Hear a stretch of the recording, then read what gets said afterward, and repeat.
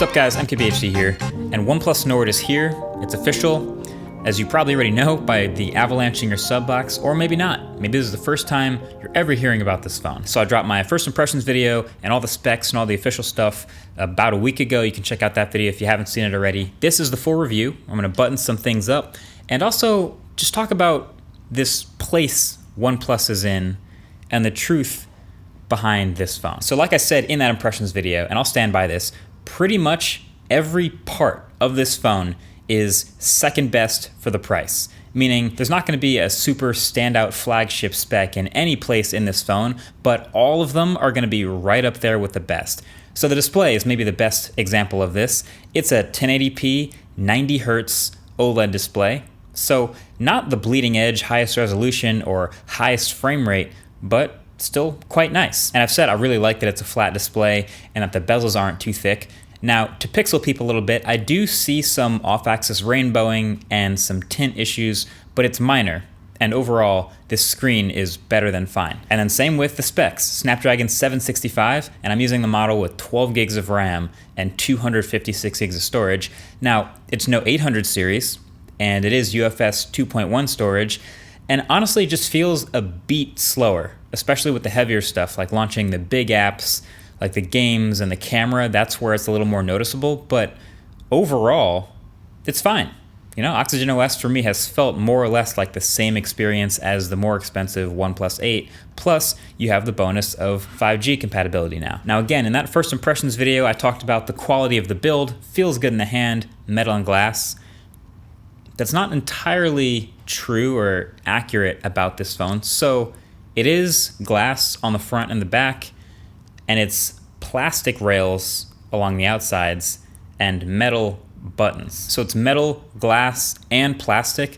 Not that there's anything wrong with plastic. We see it all the time, especially in lower priced phones, and it's technically more durable than glass a lot of times. Here it is painted to look like metal, but like I said, second best. Okay, so the other main things that we were waiting for the full review to talk about were the battery life and the cameras. So it's like, which do you want first, the good news or the bad news? I think most people would probably pick the good news, which is the battery. And turns out the battery is quite good. It's a little over 4,100 milliamp hours, as you may remember, and it was getting me comfortably through the end of all types of quarantine days, 5 hours of screen on time, no problem, ending the lighter days with sometimes 20 or 30% left. And it was definitely helped massively by it coming with the warp charger in the box. I can't understate how important that was for this phone. Now it actually comes with the European plug in the box since this phone's not coming to the US, but I happen to already have a US Warp Charge 30T plug already, plus there's one in my car. I've been a fan of fast charging for a long time, so this phone in the battery department definitely doesn't disappoint. Really, it's in this price range only second place to like the crazy, the more gimmicky Energizer phone types. You remember that? Did you guys know Energizer made a phone? The battery company? That was a trip. So then the cameras, the bad news.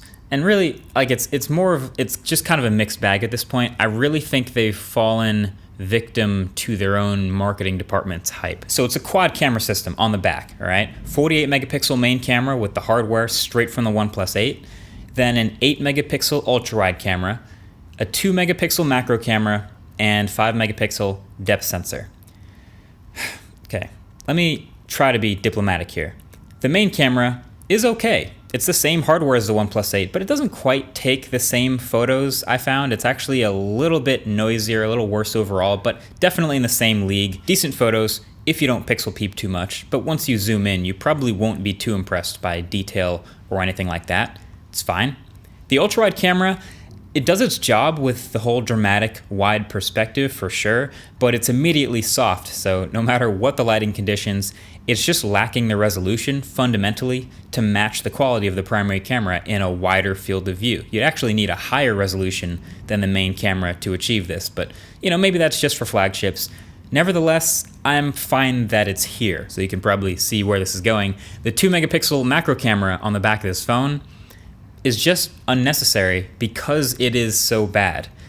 And I think even OnePlus would know right away, it's basically to increase the count of the cameras on the phone, and it's not actually here to be a great quality camera. And actually, you wanna know the biggest tell, the reason you know OnePlus knows this? OnePlus 8 Pro has a macro camera, And there's actually a software feature where if you get close to a subject, it automatically switches the camera to macro mode. Because it's a good camera, it's useful, it'll be high quality. This phone, the Nord, absolutely doesn't do that. It never automatically switches to that separate macro camera. Because often the photos from this macro camera are actually worse than if you just use the main camera and get as close as you can and then crop in. That's not an exaggeration. Seriously, I tried this a few times and almost every time I just take the photo from the main camera, crop in a bit, and when you put it next to the macro version, it's usually better. And this makes the additional camera module feel pointless. And then there's the depth camera, which in theory should make for some improved portrait shots. And they look pretty good, mostly with some occasionally quirky edge detection. But then I covered the depth sensor with my finger and kept shooting, and it didn't complain once and continued to take basically the same quality portrait shots. I think it's pretty clear OnePlus and a bunch of other companies, it's not just them, but in phones like this, they want to put a triple or a quad camera setup so that it looks like, visually, it looks like one of those flagship phones. And when you look at the spec sheet, it says quad cameras, just like a flagship. But because it's not, and they're trying to save money, they have to cut the quality of at least that second and third camera. So here's a crazy idea. I don't know if I've said this before, but just get rid of those last two cameras that are so bad that they're useless and put that money you save into something else. Because the camera really is one of those places where you can just cut the fat like that. Now, a place where you can't, the speaker on this phone, right? It's a bad single channel, it's a mono downward facing speaker. You can block it easily, low quality, tinny, not very loud. It's just bad, but it's better than not having a speaker at all. So they just put that speaker in there and it's functional. But these cameras, the logical thing to do here is cut it down to maybe one, maybe two cameras if you need them, and take the money saved and put them into other things that might be more noticeable, like wireless charging, or a metal frame, or just better primary cameras. But either way, that's just my opinion. It's something they could do, but clearly have chosen not to. But that brings us to my conclusion. Now, in case I wasn't abundantly clear, I really like this phone. And with the promised 2 years of software updates and 3 years of security updates, I'm actually confident I could easily daily this phone for a couple years and be happy. But the truth about OnePlus Nord is this was inevitable. Like, OnePlus right now doesn't quite have the brand clout to compete at over $1,000. Now, that's definitely goals. They're getting there. They're closing in. But still, like, ask your 5 closest friends what they think of OnePlus's phones, and guarantee there's a couple of them that haven't even heard of OnePlus yet. And that is tough to convince people to buy something at over $1,000 from a brand they've never heard of over Apple and Samsung, the dominating players. And OnePlus knows that. So they know their goal is, and probably always has been, to get to the point where they can compete and sell those high-margin $1,000 flagships. But if they do that, they're kind of abandoning what got them there in the first place, which is all this name recognition for good, high-quality, cheaper phones. So as their phones year after year after year moved up and up and up over and over again in price, it was inevitable that they had to come up with something down here to fill in the gap, to keep building that brand cash and keep building that reputation of making good quality phones for the price while this continues to evolve. The only difference now, though, is they can't make this a flagship killer because they make a flagship now and they're not trying to cannibalize their own sales. So this has to be a distinctly mid-range, separate experience, separate branding, separate phone so that it doesn't interrupt with or overlap with their flagship. So honestly, we could have seen this coming when these phones came out. Do you think it's a coincidence that for the first time in the years and years and years of OnePlus phones, they finally added wireless charging, the IP certification, just those last couple things people were asking them to add so that they can compete at the high price? No, they added all those things to this higher end phone to compete, of course, and make it a better phone.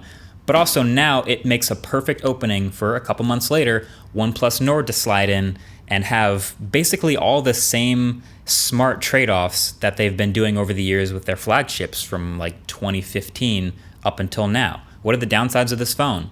No IP certification, no headphone jacks, subpar cameras, a little bit lower end stuff, but just making the right cutoffs. And at the end of the day, they've made the right trade-offs. If you're shopping for a phone anywhere under $500 or 500 euros or 30,000 rupees or whatever that magical price range is for you, this is something to look at, no question, easy to recommend, easy to consider. But now, I'm looking forward to the rest of what the Nord range will bring. I think inevitably there's a version of this that comes to the US, and I'll be excited waiting for that. So there you go. There you have it. It's the truth about OnePlus Nord. Feel free to leave a like if you enjoyed this video and subscribe if you haven't already to see more videos like this. Thank you for watching. Catch you guys in the next one. Peace.